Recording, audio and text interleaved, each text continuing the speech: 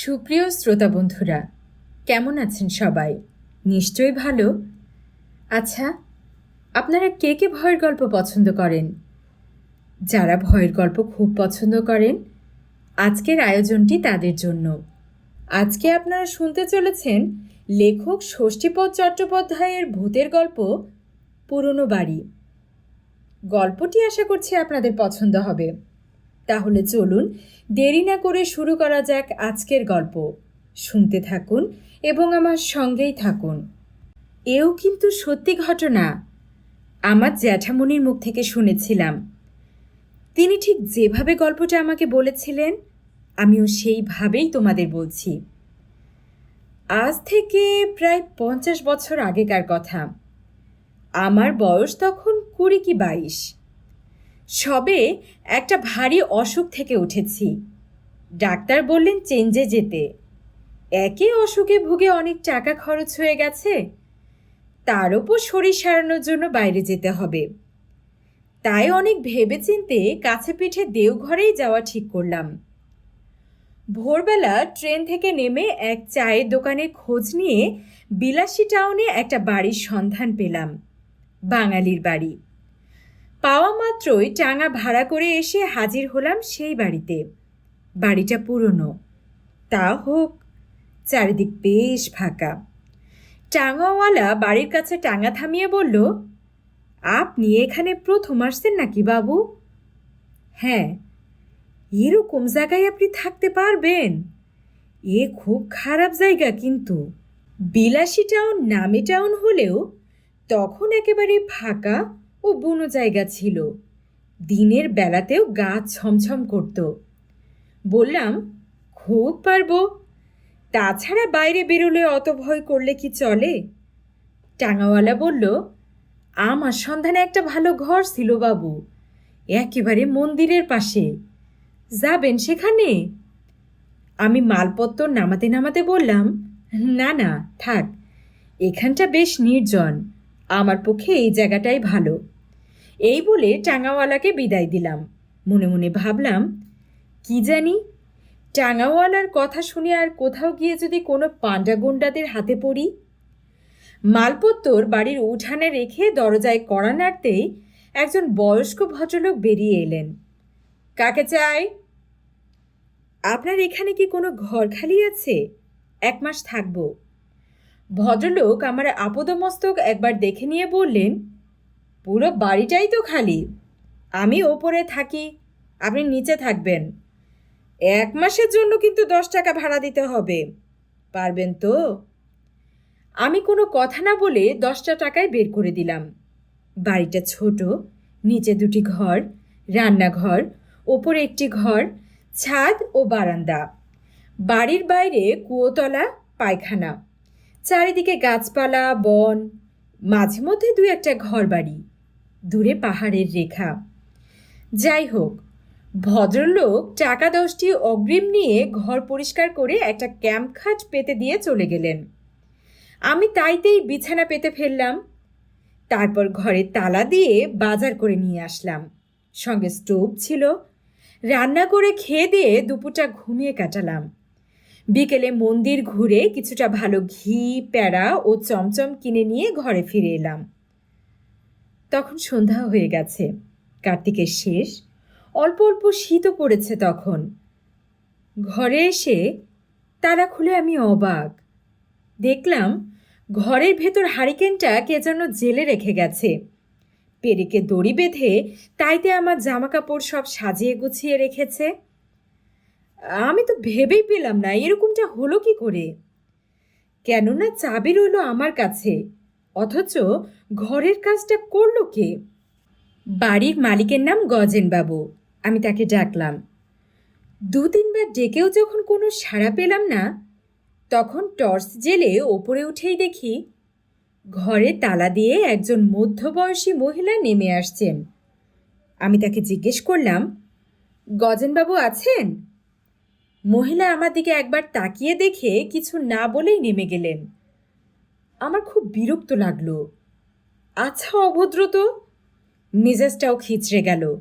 কেননা এই ঘরে যখন আর কোনো দরজা নেই, তখন নিশ্চয়ই ডুপ্লিকেট চাবি ব্যবহার করা হয়েছে। এতে অবশ্য আমার উপকারী হয়েছে, তবু এ জিনিস কখনো বরদাস্ত করা যায় না। আমি সে রাতে 2-4টে পরোটা তৈরি করে প্যাড়া ও চমচম খেয়ে অনেক রাত পর্যন্ত বই পড়ে ঘুমাতে গেলাম। মনে মনে খুব রাগ হলো। ঘুম যখন ভাঙল তখন সকাল হয়ে গেছে। ঘুম থেকে উঠে গজেনবাবুকে বাইরে কুয়োতলায় দাঁতন করতে দেখলাম। আমিও তাড়াতাড়ি দাঁত মাজার সরঞ্জাম নিয়ে বাইরে বেরিয়ে এলাম। গজেনবাবু একগাল হেসে বললেন, কি ভাইয়া, রাতে ঘুম হয়েছিল তো? আমি হেসে বললাম, হ্যাঁ আগে হ্যাঁ। তারপর তাকে গতকালের কথাটা বললাম। শুনে গজেনবাবু একটু গম্ভীর হয়ে গেলেন। তারপর বললেন, টাকা কড়ি সবসময় নিজের কাছেই রাখবেন। সন্ধ্যের পর জানালা দরজা বন্ধ করে দেবেন। কেউ কড়া নাড়লে দরজা খুলবেন না। এইসব জায়গা ভালো জায়গা নয়। তাছাড়া রাত্রে আমি এখানে থাকি না। ওধারে আমার আরও একটা বাড়ি আছে, সেখানেই থাকি। তা না হয় হলো, কিন্তু আমার ঘরে আলোটা জ্বালালো কে? আপনার স্ত্রী? আমার স্ত্রী? তিনি তো অনেক দিন আগে গত হয়েছেন। তাহলে ওই মহিলাকে? গজেনবাবু হেসে বললেন, হ্যাঁ আপনি ভুল দেখেছেন ভাইয়া, এখানে কোনো মহিলা থাকেন না। এমন সময় হঠাৎ একটা ছাগলকে হ্যাট করে তাড়া দিতে দিতে আমার প্রশ্নটা সম্পূর্ণ এড়িয়ে কেটে পড়লেন গজেনবাবু। এরপর সারাদিনে যতবারই গজেনবাবুর সঙ্গে দেখা হলো ততবারই তিনি আমাকে এড়িয়ে যেতে লাগলেন। আজ তাই ঠিক করলাম বেলাবেলি মানে সন্ধ্যার আগেই এখানে ফিরে এসে দাঁড়িয়ে দেখব কে কিভাবে ঘরে ঢোকে। তাই করলাম। সন্ধ্যের আগেই ফিরে এসে দূরে দাঁড়িয়ে বাড়িটার দিকে তাকিয়ে রইলাম। সন্ধ্যেটা যেই উত্তীর্ণ হলো অমনি দেখলাম আলো জ্বলে উঠল ঘরের ভেতর। ভয়ে কেমন জানি কাঁটা দিয়ে উঠল গায়ে। চারদিক নিস্তব্ধ নিঝুম, কেউ কোথাও নেই। আমি টর্চের আলোয় পথ দেখে ঘরে যেতে গিয়ে তালা খুলে যা দেখলাম তাতেই আমার সারা শরীর রোমাঞ্চিত হয়ে উঠল।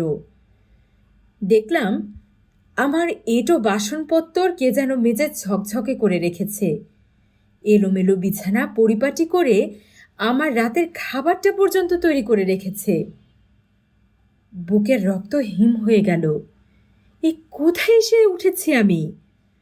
কাউকে যে ডাকবো ভয়ে গলা দিয়ে স্বর বেরোচ্ছে না। গজেনবাবুও সন্ধ্যার পর থাকেন না এখানে। কেন যে থাকেন না তা এবার বুঝতে পারলাম। শুধু বুঝতে পারলাম না ওই মহিলাটিকে। তবে কি? হতাশভাবে ধপ করে বসে পড়লাম বিছানায়। ঘড়ির দিকে তাকিয়ে দেখলাম সবে 6:30।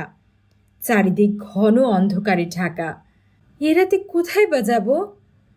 বসে বসে মনস্থির করে ফেললাম আজকের রাত্রিটা যেমন করেই হোক এখানে কাটিয়ে কাল সকাল হলেই পালাবো এখান থেকে। কিন্তু সারাটা রাত এখানে যে কি করে কাটাবো তা ভেবেই পেলাম না। অনেকক্ষণ বসে থেকে কোনো রকমে রাত 9টা করলাম। তারপর সঙ্গে আনা প্যাড়া চমচমগুলো খেয়ে নিলাম। যে রান্না তৈরি করা ছিল তাতে হাতই দিলাম না। এবার জল খেতে হবে। কিন্তু কলসি গড়াতে গিয়েই অবাক, এ কি, জল কই? বাইরে যাওয়ার আগে জলপূর্ণ কলসি যে আমি নিজ হাতে বসিয়ে রেখে গিয়েছিলাম। আমার সর্বাঙ্গ তখন নীল হয়ে গেছে। তার উপর ভয়ে এবং প্যাড়া চমচম খাওয়ার ফলে তেষ্টায় গলা শুকিয়ে কাঠ হয়ে গিয়েছিল। কি আর করি, বাইরে কুয়োতলায় গিয়ে জল আনতে ভয় করছিল যদিও, তবুও তো যেতেই হবে। যেতে গিয়ে বাধা পেলাম। দরজা খুলতে গিয়ে দেখি দরজাটা বাইরে থেকে বন্ধ। অনেক টানাটানি করেও সেই বন্ধ দরজা কিছুতেই খুলতে পারলাম না। এমন সময় হঠাৎ দপদপিয়ে হারিকেনটাও নিভে গেল। আমার গা দিয়ে কল কল করে ঘাম বেরোচ্ছে। ভয়ে ভয়ে আমি জোরে কাঁপা কাঁপা গলায় বললাম, কে কে তুমি? কেন এভাবে আমাকে ভয় দেখাচ্ছ? আমি তো তোমার কোনো ক্ষতি করিনি। তাছাড়া তুমি আমার অনেক কাজ এমনিতেই তো করে দিচ্ছ। তবে কেন এমন করছো আমার সঙ্গে? আমায় তুমি রক্ষা করো। হঠাৎ বাইরে কুয়োতলায় ঢিপ করে একটা শব্দ হলো। নিশ্চয় কেউ জল তুলতে এসেছে। অনেকে এই কুয়ো থেকে দিনের বেলায় জল নিতে আসে দেখেছি, কিন্তু রাতে কেউ আসে কিনা আমি জানি না। কি করেই বা জানবো? সবে তো একটা দিন এসেছি। তাড়াতাড়ি জানলা খুলে কুয়োতলায় তাকাতেই দেখলাম কুয়োর পাড়ে একটা হারিকেন জ্বলছে। আর তারপরে যা দেখলাম সে একটা বীভৎস ব্যাপার। কুয়োতলায় ভাঙা পায়খানার ধারে বড় একটা গাছের ডালে সেই মহিলা গলায় দড়ি দিয়ে ঝুলছেন। কি ভয়ঙ্কর সে দৃশ্য! জিভটা এক হাত বেরিয়ে এসেছে, মুখটা যন্ত্রণায় বিকৃত হয়ে গেছে, আর ঠেলে বেরিয়ে আসা বড় বড় চোখ দুটো এক দৃষ্টিতে তাকিয়ে আছে আমার দিকে। আমি জ্ঞান হারিয়ে ফেললাম। পরদিন সকালে যখন চোখ মেললাম তখন দেখলাম ঘর ভর্তি লোক। গজেনবাবু আমার মাথার কাছে বসে হাওয়া করছেন। আমি আস্তে আস্তে উঠে বসলাম। তারপর সব কিছু খুলে বললাম সকলকে। আমার বৃত্তান্ত শুনে প্রত্যেকেই বকাবকি করলেন গজেনবাবুকে। আমি তখনই মালপত্তর গুছিয়ে নিয়ে স্টেশনে চলে এলাম। আর কেউ থাকে এখানে? লোকমুখে শুনলাম যে মহিলাকে আমি গলায় দড়ি দিয়ে ঝুলতে দেখেছি উনি গজেনবাবুর স্ত্রী। তার বর্তমানে গজেনবাবু দ্বিতীয়বার বিবাহ করায় ভদ্রমহিলা ওই গাছের ডালে গলায় দড়ি দিয়ে আত্মহত্যা করেছিলেন। আজকের গল্প এখানেই শেষ হলো। আশা করছি গল্পটি আপনাদের পছন্দ হয়েছে। আমার গল্প বলা যদি আপনাদের ভালো লেগে থাকে তাহলে লাইক এবং সাবস্ক্রাইব করতে ভুলবেন না যেন। আগামী পর্বে আপনাদের জন্য নতুন কোনো গল্প নিয়ে হাজির হব। সে পর্যন্ত ভালো থাকুন, সুস্থ থাকুন, নিজেদের যত্ন নেবেন, আপনার আপনজনদেরকে যত্নে রাখবেন। আল্লাহ হাফেজ।